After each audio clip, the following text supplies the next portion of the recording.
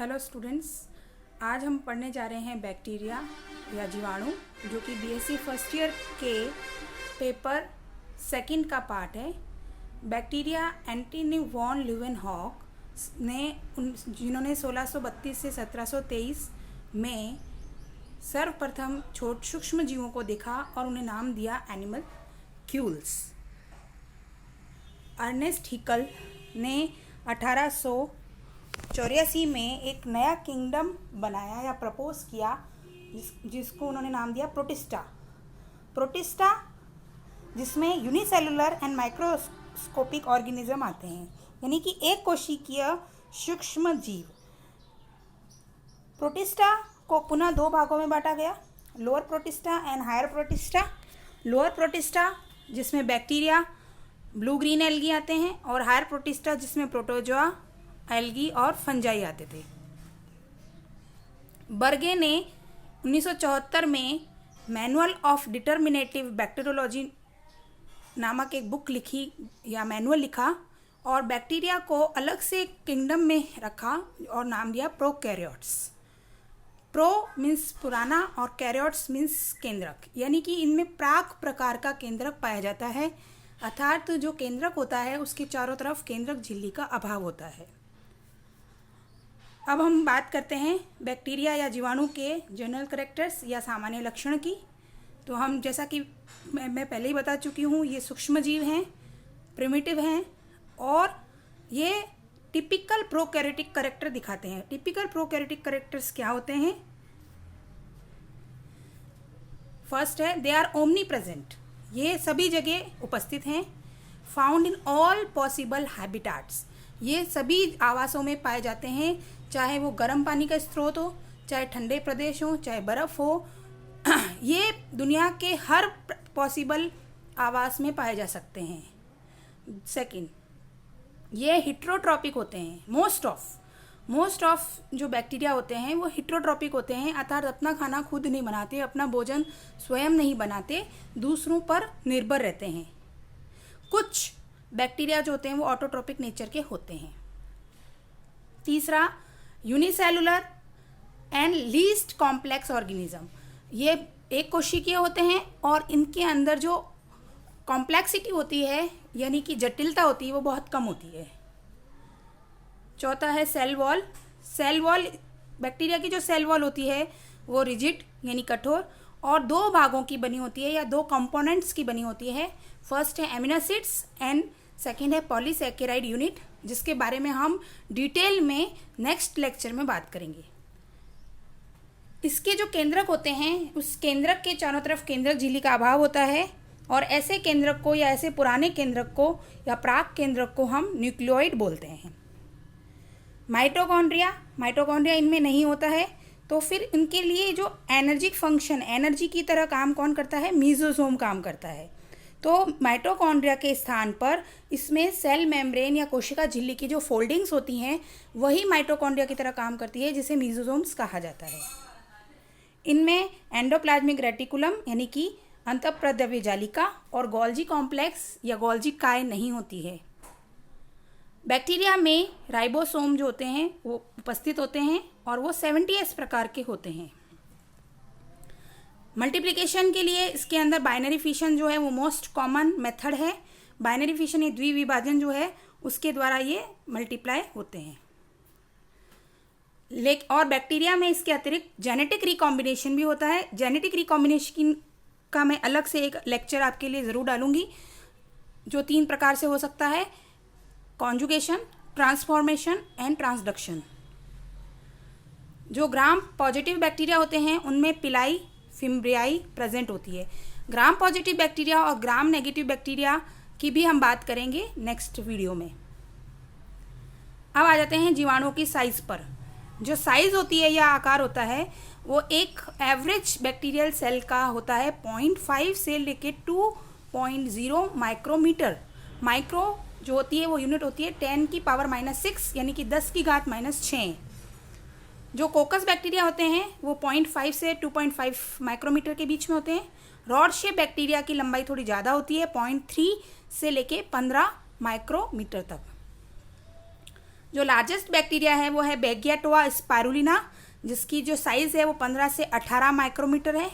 और जो स्मॉलेस्ट है वो है डायलिस्टर न्यूमोसेंटस, जिसकी साइज़ है 0.3 से 0.5, यानी 0.5 से भी कम माइक्रोमीटर। शेप की बात करें, जो बैक्टीरिया हैं वो कई तरह स्फेरिकल हो सकते हैं, रॉड शेप हो सकते हैं, स्पाइरल हो सकते हैं। जो स्फेरिकल बैक्टीरिया होते हैं वो भी कई प्रकार के होते हैं। अगर सिंगल स्फेरिकल बैक्टीरिया है तो उसे हम बोलेंगे कोकस, जैसे कि नाइसीरिया गोनेराई। दो अगर कोकस जुड़े हुए हैं तो हम उसे बोलेंगे डिप्लोकोकाई। 4 जुड़े हुए हैं तो उसे हम बोलेंगे टेट्राड। अगर सारे के सारे कोकस एक चेन में जुड़े हुए हैं तो हम उसे बोलेंगे स्ट्रेप्टोकोकाई। अगर 8 में जुड़े हुए हैं, 8 कोकस जुड़े हुए हैं तो उसे बोलेंगे सार्सिनिया।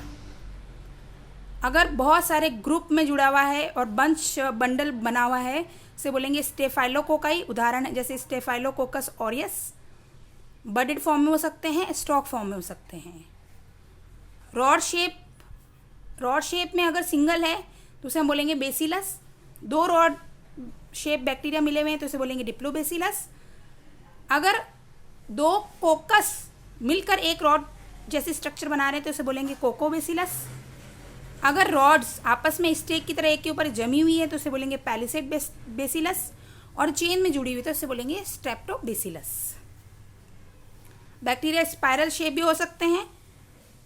अगर स्पाइरल शेप है और एक कोने में एक फिम्ब्रियाई है तो उसे बोलेंगे विब्रियो। उदाहरण विब्रियो कॉलेरी। अगर ये सर्पिल आकार के हैं तो स्पाइरुलम, स्पाइरुलिनियम उदाहरण है इसका। स्पाइरोकीट और माइसीलियल, यानी कि फंगल की तरह या कवक जाल की तरह दिखे तो माइसीलियल शेप बैक्टीरिया कहलाते हैं।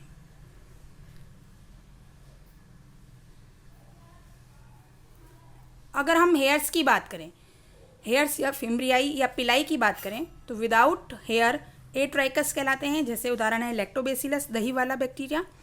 और विथ हेयर, तो हेयर के साथ में हैं तो भी 2 प्रकार के हो सकते हैं, polar and non polar. Polar का मतलब है जिसमें पोलैरिटी हो, नॉन पोलार मतलब जिसमें कोई पोलैरिटी ना हो। नॉन पोलार बैक्टीरिया के अंदर जो फिम्ब्रियाई या पिलाई होते हैं वो सरफेस पे चारों तरफ होते हैं।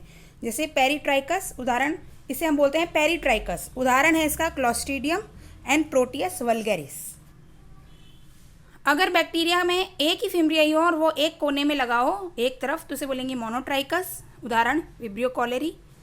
दोनों तरफ अगर फिम्ब्रियाई लगे हुए हैं ग्रुप में तो उसे बोलेंगे एम्फीट्राइकस। उदाहरण है नाइट्रोसोमोनास।